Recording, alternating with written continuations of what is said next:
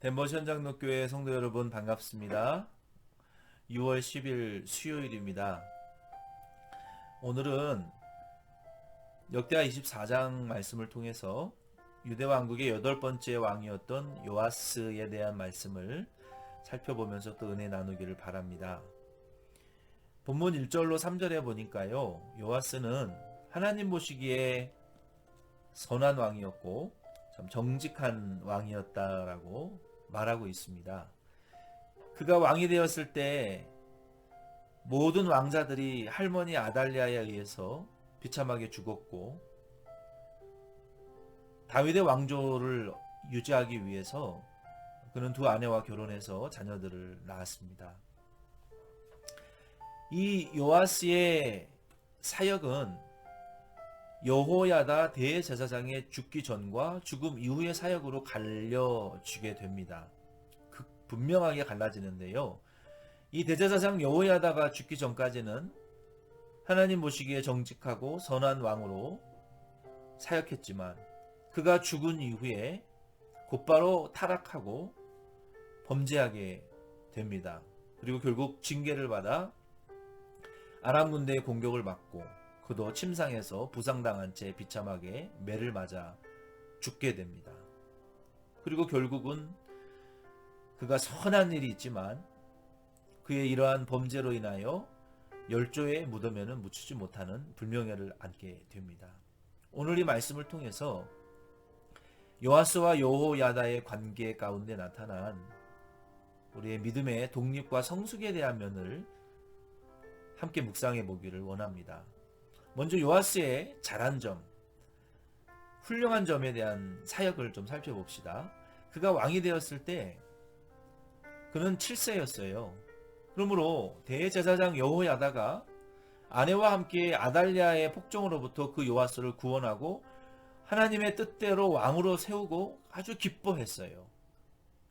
여호야다의 도움이 없이는 그의 왕의 사역을 감당하기 어려웠을 것입니다. 어쩌면 이 여호야다의 보호 아래 왕의 사역을 해야 될 수밖에 없었어요. 요아스가 왕이 되었을 때 가장 먼저 행한 그 일은요, 중요한 사역은요, 무너진 성전과 제단을 회복시키는 것이었습니다. 아달랴가 여호와의 성전을 회파시켰고 성전의 기구들을 바알 산당에 다 갖다 바쳤어요. 그래서 요아스는 이 하나님의 성전을 회복하기 위한 성전 회복을 위한 일을 레위인들에게도 부탁했고, 그것이 이루어지지 않자 대제사장 여호야다에게 또 부탁했습니다. 그럼에도 불구하고 그 일이 속히 시행되지 않았어요. 얼마나 요아스의 마음이 안타까웠겠어요. 하나님의 성전을 위한 일인데도 이 여호야다의 명령이 떨어지지 않았기 때문에 레위 사람들도 움직이지 않았던 것입니다. 이로 보건대 왕이 요아스였지만 당시에 실제적으로 권세와 어떤 그 권력은 여호야다의 권한이 더 셌다라고 우리가 추측해 볼 수 있습니다. 근데 왕의 명령을 순종하지 않을 정도면 여호야다의 세력이 얼마나 강했다라는 것을 우리가 알 수 있죠. 어쨌든 이 일이 속히 시행되어지지 않자 요아스는 지금으로 치면 헌금함을 연보궤를 만들어서 성전 밖에 놓고 성전 수리를 위한 헌금을 여러 해를 거쳐서 각 성읍별로 하게 했어요. 이 방백들과 백성들이 이 일을 매우 기뻐했고 자기들의 돈을 가져와서 그곳에 던져 넣었습니다. 그게 헌금함에 헌금이 가득 차게 되면 그것을 왕과 제사장들에게 가져와서 검사받고 계산해서 다시 또 그 헌금궤를 성전 밖에 내어 놓았어요. 이 많은 헌금들이 거쳐서 요아스는 하나님의 성전을 회복시키는데 전문가들을 고용해서 성전을 막 고쳤어요. 그리고 그 남은 돈으로 또 성전 제사 드리기 위한 기구들도 많이 만들어서 하나님께 바쳐드렸습니다. 얼마나 훌륭하고 잘한 일이에요. 이 일을 방백들과 백성들이 기쁨으로 많은 헌금을 하나님 앞에 드렸습니다. 결과적으로 보면 하나님이 기뻐하고 좋아하시는 일이었어요. 그런데 여호야다는 좀 쓸데없는 고집을 부린 것이죠. 그것이 실수였던 거예요. 이와 같이 여호야다의 살아 있는 동안에 요아스 왕의 사역은 훌륭했습니다. 그가 여호야다가 130세까지 살다가 죽었고요. 그는 열조의 무덤에 묻힙니다. 정말로 훌륭한 대제사장이었습니다. 그런데 문제는 여호야다가 죽은 이후에 발생했어요.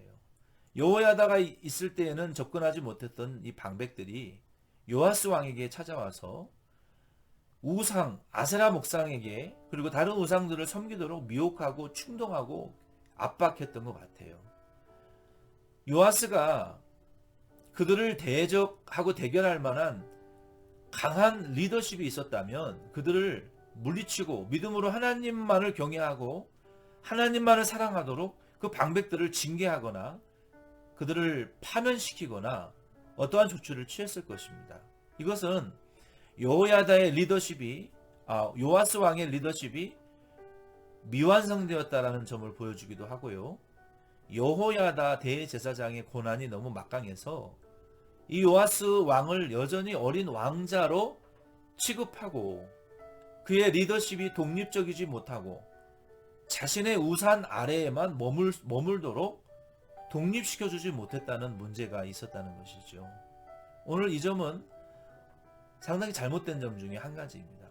예수님께서도 제자들을 3년간 양육하시고 십자가에 달려 죽으셨다가 부활하신 이후에는 보혜사 성령을 통해서 예수님은 영적으로는 함께 천지를 초월하셔서 계시기 때문에 함께 하시죠. 성령을 통해서 그들을 가리키셨고 제자들을 독립시켜서 파송했고 은사별로 사역을 시키셨습니다. 이 여호야다의 안타까운 점은 자신의 권한 아래 이 요아스 왕을 두기만 했지 그것을 깨트리고 나가서 독립적이고 주권적으로 왕의 권한을 하나님의 법도를 실천하고 순종하는 왕으로 탄생시켜내지 못했다는 것입니다. 이 점은 우리 그리스도인들의 믿음 생활에서도 그대로 나타나는데요. 우리 그리스도인들은 사람의 제자나 사람의 종으로 만들어서는 안 됩니다. 우리는 한 사람을 전도하고 구원해내서 그 영혼이 예수님과 연결되어지도록 예수님의 제자가 되도록 예수님의 말씀 음성을 듣고 예수님을 따라가도록 만들어야죠. 우리가 교회 안에 데리고 전도해서 내 종을 삼으면 안 됩니다. 내 말을 듣게 하고 내 지시를 따르게 하고 내 편을 들게 하면 그것만큼 잘못된 것이 없어요. 이 여호야다의 안타까운 실수가 바로 그러한 점입니다. 자신의 권한을 전적으로 왕에게 주어서 옳은 일을 행하고 하나님 기쁘시게 하는 일을 행하면서 원수들과도 대적하는 세력들도 다스리며 하나님의 선하신 뜻을 적극적이고 능동적이고 충성스럽게 원수와 싸워 이기면서 헤쳐나갈 수 있는 그런 완전한 리더십을 부여했더라면 레위인들도 반대하는 자들도 그와 같이 그를 미혹하지 못했을 것입니다. 오늘 이 요아스의 왕과 요아스의 미완성의 리더십과 이 여호야다의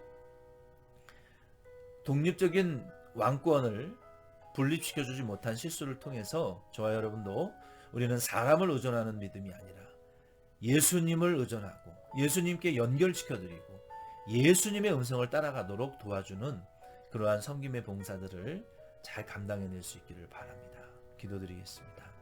하나님 아버지, 오늘 요시야 왕의 요아스 왕의 이 불완전한 리더십과 여호야다의 독립적이지 못했던 행위를 통하여 데모시온 장로 교회와 우리 모든 성도들은 사람의 종이 아니요 예수님의 종이요 예수님의 음성을 듣고 그의 발자취를 쫓아 순종하는 모든 권속들 되게 축복하옵소서. 오늘 하루에 우리의 삶과 생활 가운데 주님 임마누엘로 동행하시고 때를 따라 돕는 은혜를 더하시기를 원하옵고 예수님의 이름으로 기도드립니다. 아멘. 여러분 수고하셨습니다. 내일 만나요.